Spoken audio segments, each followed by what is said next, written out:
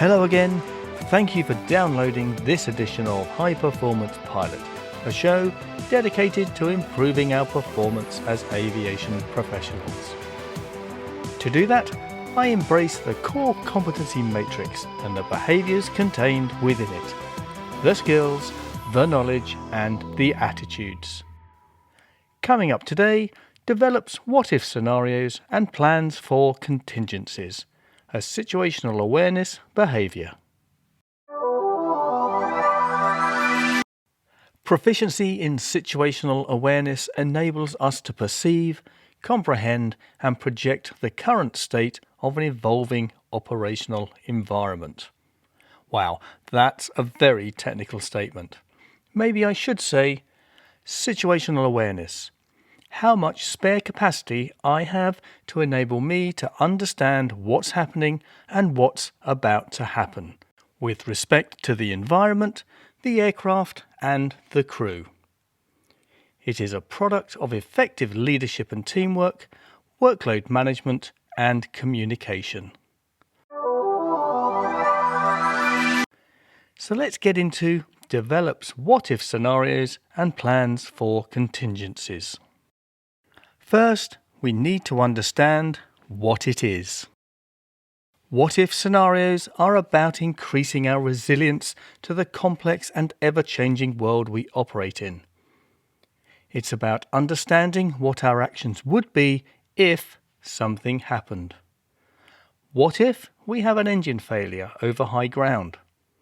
What if the runway becomes blocked? What if that thunderstorm gets too close to our departure route?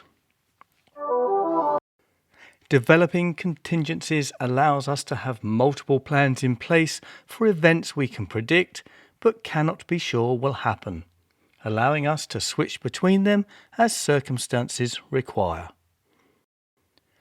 Both of these require an understanding of threats and errors. Therefore, foresight is required at the briefing stage, along with a dose of imagination. This is a continuous process that both anticipates changes and reacts to them. So why do we need it? First up, reducing startle. Our industry has become more aware of the effects of startle. That is, an inability to act due to being shocked and overwhelmed by events. By discussing potential occurrences and their implications, we are seeking to normalise them and so increase our resilience, therefore reducing the effects of startle. This will mean we are better prepared if they come to pass. In effect, we are seeking to make the unexpected, well, expected. Next, boosting confidence. Having contingency plans and developing what-if scenarios allows us to operate with greater confidence, with the knowledge that if one plan falls apart, we are able to move on to the next. And then we have communication. We are at the end of a long line of colleagues and departments that culminates in us operating the flight safely. Because of the dynamic nature of flight operations, we are often the first to identify new challenges in real time. By passing on the contingency plans we develop at the earliest stage, we can bring others into the loop and help mitigate events as efficiently as possible. And finally, emergencies. During the process of discussing what-ifs, we can revise emergency and non-normal procedures and so increase our preparedness should they occur. And now here's the best bit, how we become proficient. First up, we have briefing. As with many of the competencies, proficiency starts at the briefing stage. This is our time to identify the threats and errors we may encounter during the operational day. Once we have identified them, we need to discuss strategies to mitigate or avoid them. Let's take the threat of bad weather, in this case thunderstorms in the vicinity of our departure. The storm cell is close to our routing, so we can mitigate this by discussing strategies to avoid it, perhaps a turn taking us off the departure routing. But now let's take things one step further. What if we encounter wind shear? With that thought in mind, the obvious next step is to revise the wind shear escape maneuver and what we might experience should we encounter it. By doing so, we have mentally prepared ourselves for what is, by any standards, a potentially startling event, and so increased our resilience to it. In this case, we have decreased the chance of a jet upset and experiencing reduced situational awareness. Next, practice in flight. Once airborne and when workload is low, we can create what-if scenarios and come up with some contingency plans.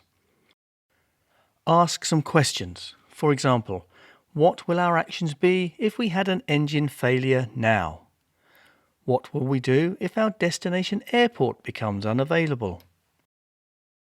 Discussing these as a crew will produce solutions and potential actions.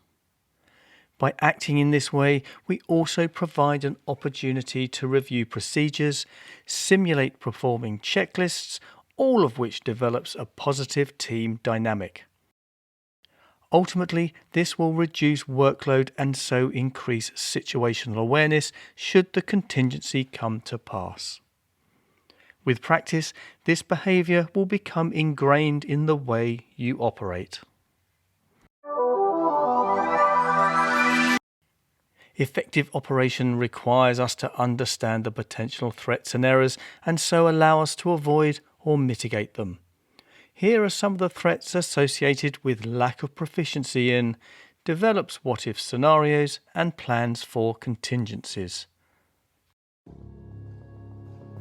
Increased risk of startle.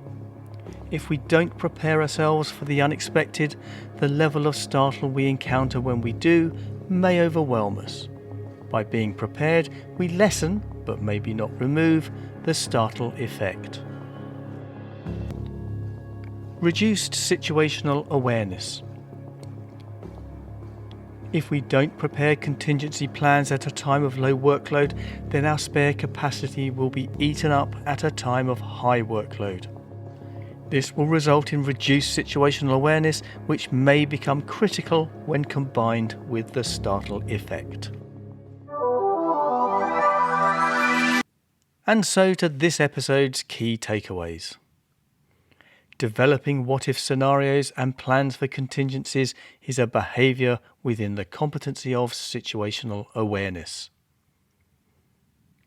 It increases our resilience to startle by helping to make the unexpected expected.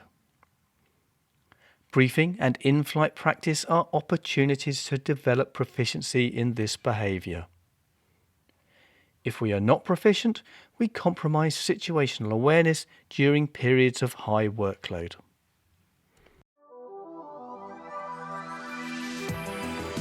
So there it is. Develops what-if scenarios and plans for contingencies, a behaviour from the competency situational awareness. I hope you found it useful, that you've heard something you can put into practice the next time you operate. High Performance Pilot has an ultimate aim: to stimulate interest in the core competencies and inspire you to seek them out and apply them to further improve your effectiveness as a pilot. High Performance Pilot is taking a short break to regroup, write some more episodes and add to the YouTube editions. Thank you for your support, and I'll be back very soon with Season 2. In the meantime, if you have any questions or suggestions, please email me at highperformancepilot@gmail.com.